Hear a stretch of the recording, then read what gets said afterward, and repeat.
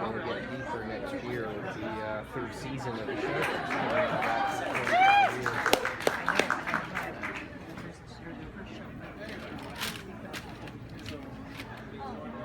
I'm just going to jump right into it. So we are here, of course, for Mark Frost with The Secret History of Twin Peaks.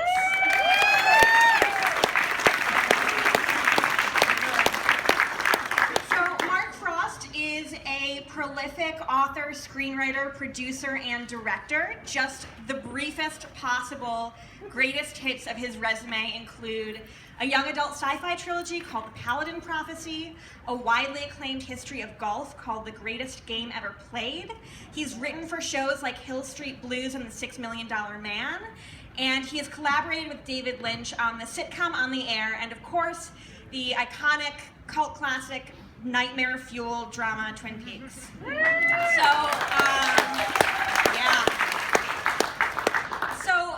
Most of you have likely read at least some of the book already, but for the handful of you who have not even cracked it, it takes the form of a dossier of historical documents about the part of the country that becomes Twin Peaks, Washington.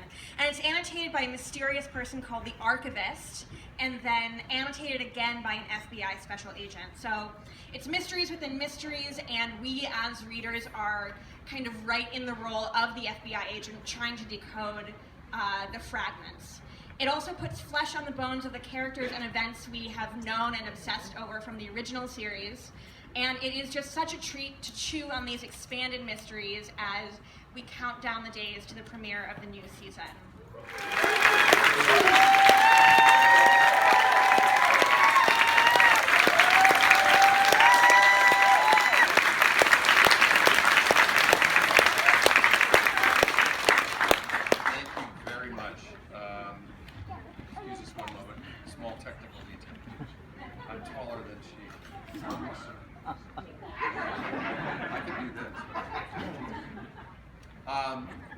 How's everybody doing tonight? It's really a thrill to be back here I'm going to hit it every time it comes around. In Seattle, where it all began. 20 miles east of here. How many have been to Snoqualmie and Seattle? It's not like you came from Japan to go there. It's from Seattle. So, that's a great story. We came up here to scout locations in 1989. David and I drove around all over this region looking for these things that we'd written for 3 days, didn't find anything that was going to work. And then on the last day, the location manager said, well, maybe we ought to try Snoqualmie. And we said, Snoqualmie? Yeah, let's try Snoqualmie. And we drove in, and there was the Great Northern, just like we'd written it. There was the waterfall right next to the hotel, just like we'd written it. There was the train crossing. There was it wasn't called the Double R Diner. It had some other name, but there it was. It was like it was there waiting for us. We knew within seconds that that's where we were going to film. And as you know, we were there again just last year around this time. Did anybody go out and visit the set? Well, we'll be nice to you. It was just about this time a year ago that we were wrapping up and going down to LA to finish shooting, which we did at the end of April. 144 days of production.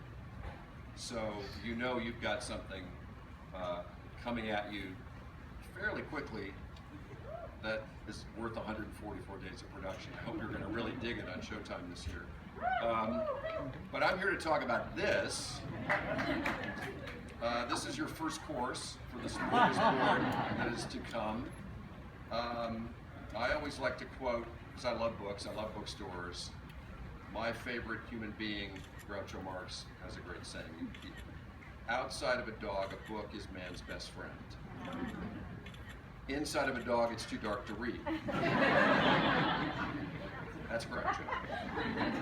Groucho, he didn't actually write this line. S.J. Perelman did. I think it's the most perfect joke, maybe in human history. Groucho is, someone has fainted, and Groucho, who I think he's playing Dr. Hugo Quackenbush in this instance, bends down to see if the guy's still alive, and he takes his pulse, and they ask him, how is he? He says, I don't know, either he's dead or my watch has stopped. Oh. If you think about that for a while, that's like the perfect joke. You know, we had a tradition of Twin Peaks books. We published The Secret Diary of Laura Palmer in between the first and the second season. It was a surprise #1 bestseller on the New York Times list for 6 weeks, which was a record at the time for something associated with something as lowly as a TV show. And I knew if we brought the show back, I wanted to write a book. I've since weirdly parlayed the success of Twin Peaks into a career as an author, which was always my first objective in life. This is my 12th book. It's the book I've always wanted to write about this town and these people. And my favorite way of looking at a book is it's a gift you leave by the side of the road. And whoever comes by picks it up and finds it and finds some value in it, that's the gift. So I hope you dig it. I hope you enjoy delving. There are, as Lauren mentioned, there are mysteries within mysteries here. If you liked the style of the show, I think you'll like the style of the book. That was not an accident. So I've also brought some clips from what I think is a really outstanding audio version of the book, which uses all the original cast members who are in the book who are playing themselves as you know them. And the rest of the cast is all assembled from this brand new group of actors that we're bringing into the world of Twin Peaks for Showtime next year. Not playing the characters they're going to play, but it's voices that you will come to know and I hope appreciate. So if you're ready, do you have your books already? Let's open our hymnals to page 7.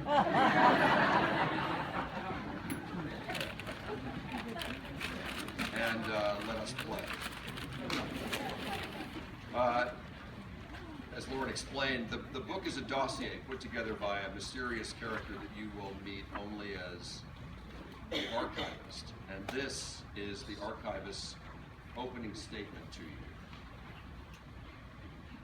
A wise man once told me that mystery is the most essential ingredient of life for the following reason. Mystery creates wonder, which leads to curiosity, which in turn provides the ground for our desire to understand who and what we truly are. The search for meaning at the heart of life brings us to the contemplation of an eternal enigma. Mysteries are the stories we tell ourselves to contend with life's resistance to our longing for answers. Mysteries abound. This continent, this country, our own earthly origins are all laden with them, underlying our existence, predating all our childish notions of history. Mythology precedes our access to historical or scientific fact, and we know now fulfilled much the same function for earlier civilizations, providing meaning in the face of a remorseless, indifferent universe. But in the absence of scientifically verifiable fact, it is necessary to sometimes view them as one and the same. So it is best to start at the beginning. So signed and duly sworn, the archivist. Now, much like the series, we had upwards, I think, of 75 characters that you came to know and sometimes love and sometimes fear in the middle of the night. This is a book of many voices as well. It encompasses 250 years of history, much of which will be familiar to you as residents of this place already. One of the early voices we meet is the great Chief Joseph of the Nez Perce, who, along with many of the other native people in the region, had varying and often tragic reactions to the consequence of Western expansion. So see if you can identify who of the voices you've heard in the past is playing Chief Joseph.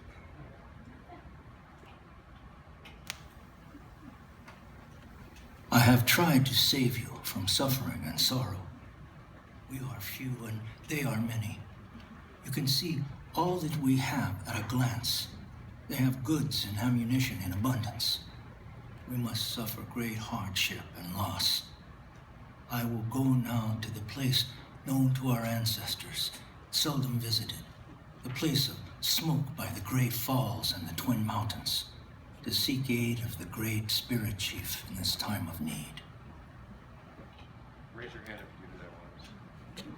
Oh boy. Not exactly a hard quiz. That is, in fact, the great Michael Horse. That was definitely applause. And from that brief clip, you may glean that Chief Joseph himself may have spent a little time in what later became the village of Twin Peaks. As we move forward in time, you'll start to encounter some of the voices and the people that you met during the series. Douglas, you're going to actually learn a whole lot more about during the course of the book than you did during the series. If you remember in season 2, Douglas briefly appears. At the time, he's the publisher of the Twin Peaks Gazette. He falls madly and rather ill-advisedly in love with Alana Budding, Miss Twin Peaks 1989, leading to a whirlwind romance, leading to a very eventful wedding night at the Great Northern, leading to Douglas's untimely death, but at least he died with his boots on, as his brother was later able to say. Douglas Milford becomes, in many ways, the central character of this story that follows, and his trail takes him some very strange places. I'm going to bring you a little bit up to date now, and I'll tell you where he ends up later. This is what the archivist had to say about Douglas. Many in town to this day believe it was no phantom Bigfoot in the woods that derailed the life of Doug Milford, but the demon rum. Anecdotal evidence from residents during this period frequently mention Douglas and booze in the same breath, and this was during the height of Prohibition to boot. For a while there in the 1920s, to state it more plainly, the younger Milford brother became the town drunk. Douglas left Twin Peaks after the crash of '29 when the Depression hit, riding the rails, drifting from city to city, a man without a home, a family, or any apparent purpose. A not uncommon fate for the rootless during the 1930s. Little is heard from Doug until he next turns up in San Francisco, where he enlisted in the Army the day after Pearl Harbor in December of 1941. He spent the war years in a quartermaster's brigade in the Army Air Corps, island hopping across the Pacific as the Allies turned back the tide against the Japanese. Doug survived the war intact because he next turns up at the Army Air Base in Roswell, New Mexico in July of 1947. Records indicate he was working at the base's PX at the time, now a corporal in the Army, but questions remain about what he was actually doing there. What is clear is that he was present on the base at the time of the infamous Roswell crash, and his name appears on a list of people who were interviewed by military officers in the days after whatever happened out there happened. What follows is the only transcript of that interview with Douglas Milford this correspondent, through strenuous effort, has been able to obtain. The interview was conducted on July the 8th, shortly after the crash. The interviewer appears to have been a regular Army lieutenant, but is not specifically identified. It also seems clear that at the time, Douglas was being held in some kind of informal custody. 00073 interview form, reference 221912, date 8th July 1947. Interviewer redacted, interviewee Corporal Douglas Milford. Please state your name and rank. Corporal Douglas James Milford, Army Air Forces. Where do you reside? Here on the base, Roswell Field. Are you married, Mr. Milford? I'm married, but I wouldn't say I'm a fanatic about it. Hey, pal, can I have some Java? This serving in the brig is like cat piss. Please tell us of your experience in the early morning of July 5th, 1947. Well, I'm working the early shift on the register, right? And all through the pre-dawn rush, we're hearing scuttlebutt that some sort of top-secret test craft, or something even stranger, had crashed out in the desert during a thunderstorm. From whom did you hear this? Everybody, really. Nobody in particular. Anyone coming into the PX. Word was they'd been tracking some strange bogeys on radar the past few days, but this was something extra heavy. You knew that right away. Douglas's path will blaze a trail from Roswell to the Seattle-Tacoma area, all the way to the Nixon White House before he finally ends up back in Twin Peaks as the man you know, married to the soon-to-be widow Milford. That, by the way, is the voice of the great Rob Knepper. You may know his work from shows like Prison Break, another one of the great cast that you're going to meet next year on Showtime. You're also going to hear more familiar voices as we move along. Some that I think you'll be very happy to be reunited with. This section by the archivist is called Doctor and Patient, and I think you'll know who this deals with right off the bat. After losing her eye, while recuperating at Calhoun Hospital, Nadine was assessed for the first time in her adult life by a licensed psychiatrist. Dr. Lawrence Jacoby had returned to Twin Peaks from the island of Oahu in Hawaii in 1981 after the death of his mother, Leilani, and he established a private practice in town as well as a consulting residency at the local hospital. This was his report on Nadine.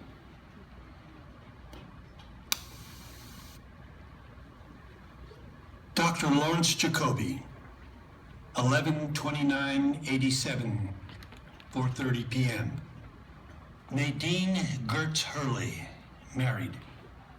Date of birth, January 25th, 1950. Female, 37. 5 foot 6 inches, 112 pounds. Wow. Patient is really whacked out, or thin. I thought I'd read you the last paragraph because I think this might clear up a mystery that may have been troubling some of you all these years. Final thought, patient would have been a perfect candidate to test my new optical integration system. Glasses with one red polarized lens for the right eye, one blue polarized lens for the left. My theory being that the red spectrum slightly suppresses activity in the left or logical hemisphere, while the blue spectrum does the same in the spatial intuitive side of the brain, and that when worn together, although it tends to give reality a slightly purple tint, the patient tends to experience increased integration between the two spheres by increasing activity within the corpus callosum and encouraging the two sides to work together. So you see, there really was a reason for the glasses that he wore on the show. I want to just say something to all of you before we get to signing books. You know, 25 years is a long time. It's a quarter of a century, if I'm not mistaken.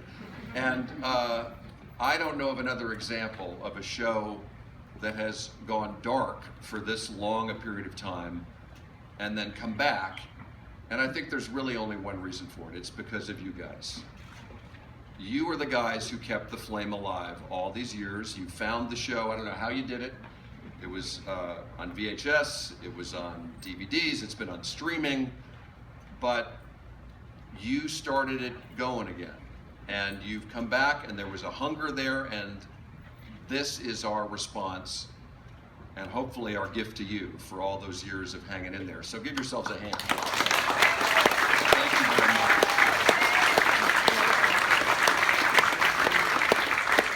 I want to close with just a couple of thoughts. I'm always encouraging everybody, I don't think I have to encourage many of you, support your independent bookstores. They are the lifeblood of the publishing industry. They are the heartbeat of every community they're in. Obviously, you have a great one here in Elliott Bay, and I encourage you to keep coming back. Number two, vote on November 8th. I'm not going to advocate who you vote for, but if you follow me on Twitter, I think you have a pretty good idea how I feel about the whole darn thing. Finally, I'd like to share with you a couple of things that I've learned. I've been writing for over 40 years now, and I think there's really two secrets to this business. One, don't tell everything at once. Thank you all for coming. Let's go sign some books. Thanks, guys.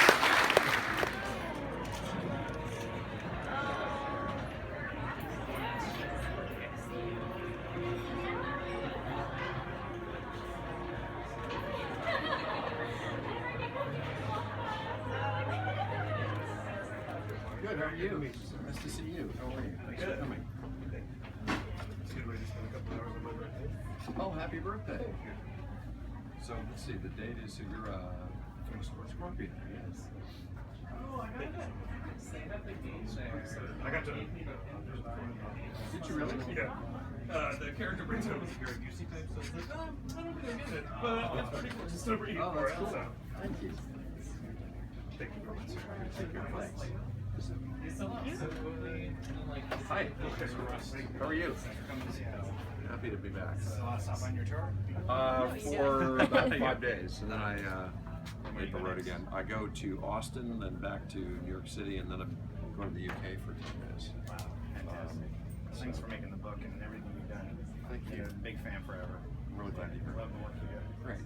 Thank you. Really appreciate that. Thank you. Hi.